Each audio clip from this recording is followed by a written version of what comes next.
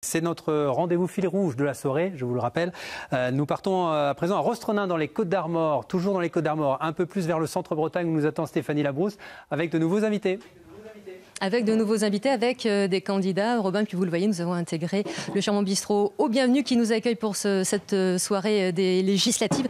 Avec moi, Yannick Kerlogot, le candidat de La République En Marche. Bonsoir et merci d'avoir fait le déplacement. Vous êtes en tête à l'issue de ce premier tour avec quasi 35% des suffrages. Votre état d'esprit ce soir, c'est lequel? Satisfaction? Forcément. La Wénon vel juste mérite d'Oberstrivu vite Bodan du euro trop. Bien sûr que je suis satisfait, mais j'avoue être étonné de voir un tel taux d'abstention.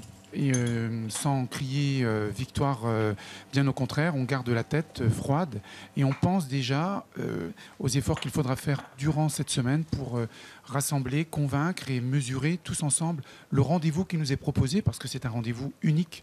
Et comment vous analysez justement ce fort taux d'abstention?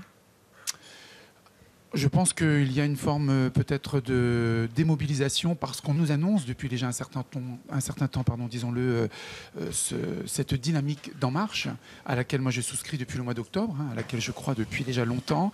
Alors démobilisation, est-ce qu'effectivement cet effet de mettre les législatives après les présidentielles est là aussi un autre argument pour démobiliser ceux qui n'ont pas vu leur candidat des présidentielles obtenir la victoire. Donc il y a ces éléments-là.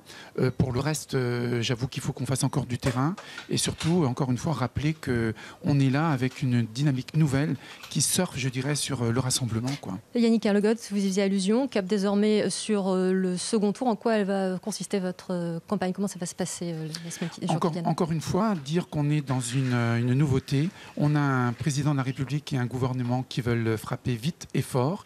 Je pense à la loi sur la moralisation de la vie publique. Je pense bien sûr à la révision du Code du travail, pour lequel il faut que l'on démontre qu'on est là dans une volonté d'adapter un code écrit au XXe siècle et qui aujourd'hui, pour répondre à cet objectif premier qui est de créer de l'emploi, doit être revu avec de nouvelles garanties.